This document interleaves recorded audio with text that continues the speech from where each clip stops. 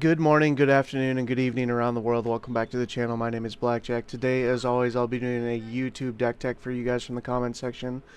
If you're interested in having me put a deck together for you or help you tweak a current list you're trying to work on, I'm looking for any of the 5 metrics in the comment section. A bracket, a budget, a theme, a commander, and any pet cards you might have. Today, we have a request from the user cakeman B looking for Mahadi, Emporium Master, Eldrazi theme, commons and uncommons only.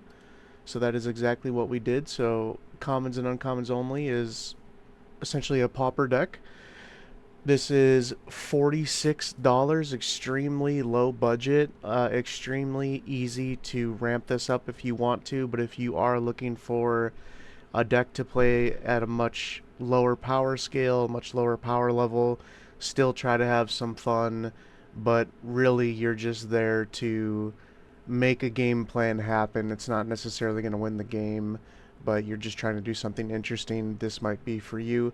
Mahadi is a colorless, a black, and a red for a 3/3. It says at the beginning of your end step, create a treasure token for each creature that died this turn. So this is all about creating Eldrazi spawns, ideally, sacking them to do something, cast something big, and then getting a bunch of treasure tokens back, and then also profiting from them hitting the graveyard.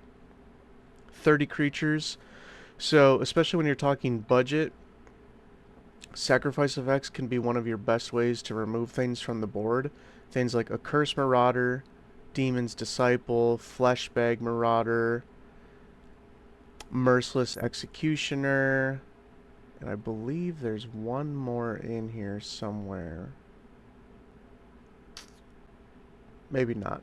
But when it comes to removal, and especially when you're looking at a budget, you got to think about these cards. Even though Curse Marauder is only 20 cents, this is a 3-for-1. You are getting 3 creatures across the table, 1 from each of your opponents at the cost of 2 mana. So this is much higher rate than a card like Swords to Plowshares, which is technically a 1-for-1, but obviously you don't get to choose. So the caveat to cards like these is you have to find the right time to deploy them when they're actually going to hit targets that matter. We do have a few payoffs here. Artisan of Kozilek, Bane of Balaged, Breaker of Creation. There's a couple more, but obviously when you're talking extremely budget using commons and uncommons only, this is pretty much the best Eldrazi has to offer. And even though that these are commons and uncommons, and these are not expensive cards, they will win the game. They do exile things, they do have Annihilator, they will eventually get the job done, and if not, the other package that you have here is things like Blood Artist. So every time that you sacrifice a spawn token, you're going to actually be able to deal a damage and gain a life back, just in the same way that Disciple of the Vault says, okay, you sacked those Eldrazi Scions, you cast a Breaker of Creation. You went to your end step, you triggered Mahadi. Mahadi made, 5 treasures because you sacked 5 Scions to get Breaker of Creation out.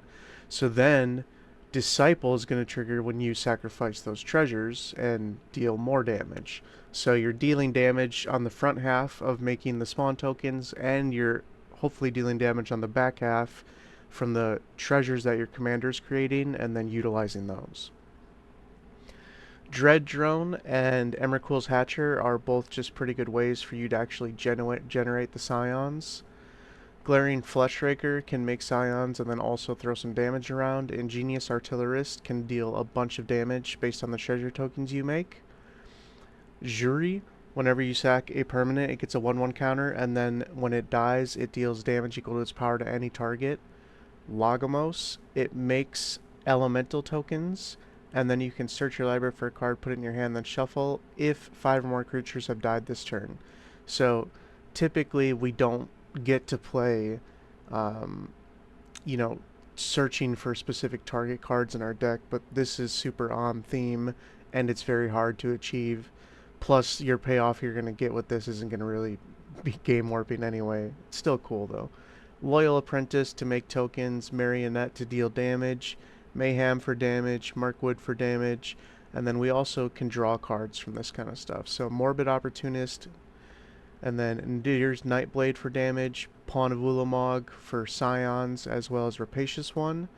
And then we also have Piteous Plunder to make treasure tokens, Plague Crafter as another sacrifice effect, Reckless Fireweaver to deal damage from making the artifacts from your commander, Spawn Gain to weaponize the Eldrazi tokens you're making. If you already have enough mana out, you can use them to start throwing damage around. Ulamog's Crusher as your final payoff, another big creature with Annihilator, and then Visceraseer and Zulaport Cutthroat. One to deal damage and having a sacrifice outlet.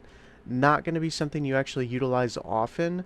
I say more often than not, you're actually going to utilize your sacrifice manually on your Eldrazi Scions to make mana, but there will come times where this is useful.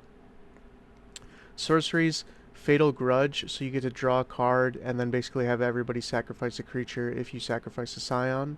Feed the Swarm as removal. Night's Whisper and Sign in Blood as some very simple and easy card draw.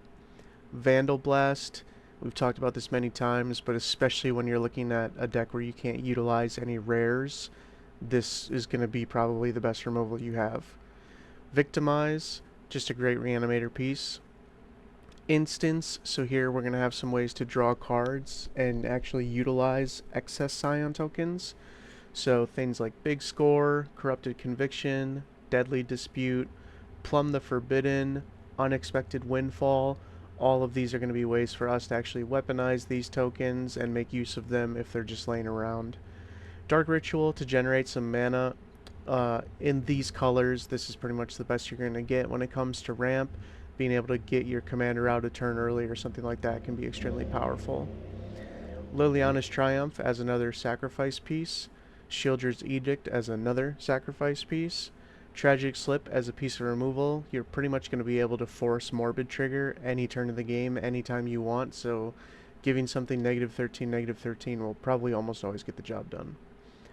Artifacts, so let's get with the ramp package. We have Arcane Signet, Charcoal Diamond, Ebony Fly, Felwar Stone, Fire Diamond, Mind Stone, Rakdos Signet, Talisman, Soul Ring, Thought Vessel, 10 up, 10 down, always staying consistent even when it comes to a deck that's not playing any rares. Ashnod's Altar as a great way to generate mana, so instead of your Scion tokens sacrificing and only netting 1, Ashnod's will net you 2. So it's just twice as good for your deck. So this is probably the one thing that you would be searching for if you did have the ability to look for something in your deck.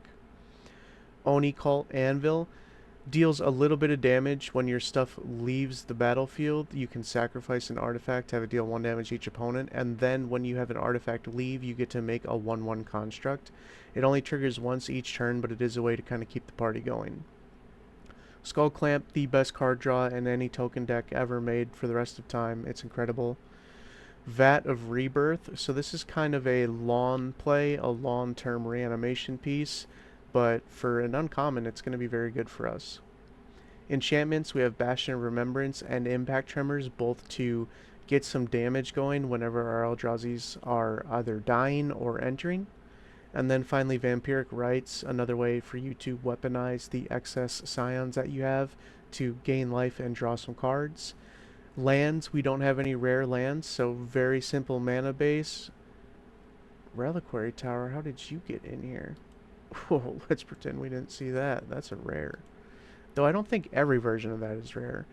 But either way, super cheap deck, under $50. You will have some fun with this. I would not play it at a high power table. I would make sure that, you know, you're playing alongside a group hug deck or something like that. Something where you can have a lot of turns to flesh out your game plan, because it will take time. But once it is going, like any other commander deck, it is powerful and it will get the job done eventually. So, Cakeman, I hope you enjoy the deck. Let me know how it goes. Thank you all so much for watching. As always, Godspeed.